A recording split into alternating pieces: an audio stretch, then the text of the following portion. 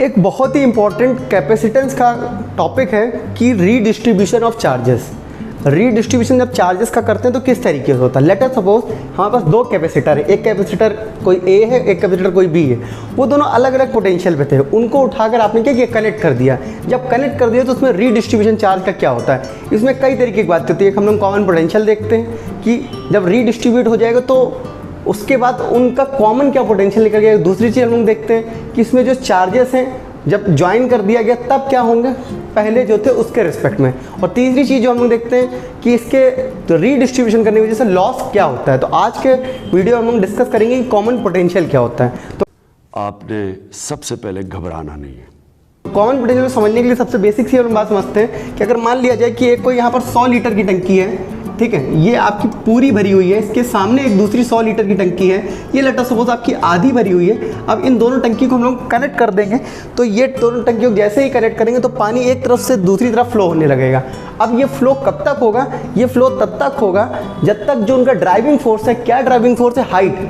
पानी क्यों फ्लो हो रहा है, हाइट के डिफरेंस में, जब तक उनका जो ड्राइविंग फोर्स है वो सेम नहीं हो जाता है, यानी कि दोनों की हाइट जो वाटर लेवल है दोनों सेम नहीं हो जाता, तब तक फ्लो होगा। इसी तरीके से लेट अस सपोज ये मान लीजिए कोई इनिशियल सिचुएशन है। इनिशियल सिचुएशन में यहाँ पर ये पहला कोई आपका कंडक्टर है जिस पे कोई चार्ज Q1 है, इसका कोई potential let us suppose V1 है और कैपेसिटेंस कोई C1 है। ये दूसरा कंडक्टर है, ये Q2 इसका चार्ज है, V2 इसका पोटेंशियल है और C2 इसका कैपेसिटेंस है। अब दोनों को आपने उठाया और वायर से जोड़ दिया। वायर से जोड़ दिया तो इस पे जो एक नया चार्ज Q1 डैश आ जाएगा, इस पे जो नया चार्ज आएगा वो Q2 डैश आ जाएगा। और बाकी दोनों में पोटेंशियल चूंकि सेम हो जाएगा तब तक फ्लो होगा जब तक पोटेंशियल दोनों का सेम नहीं होता, यानी कि दोनों जगह पोटेंशियल सेम हो जाएगा। तो फ्लो कब तक होगा, जब तक पोटेंशियल जो होगा वो सेम नहीं हो जाएगा, potential is same.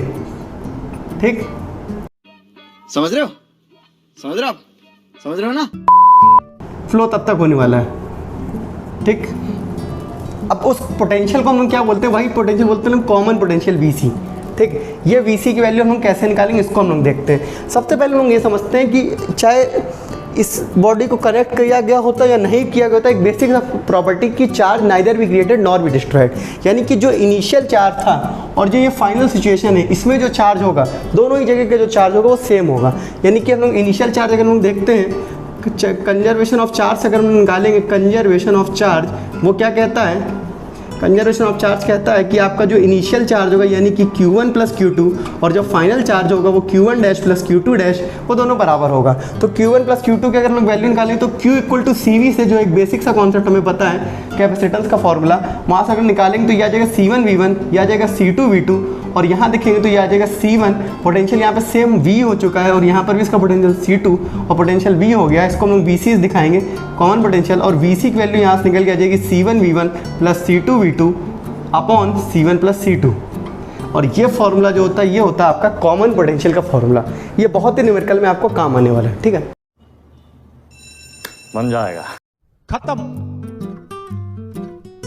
Bye bye, ta-ta, good bye, गया।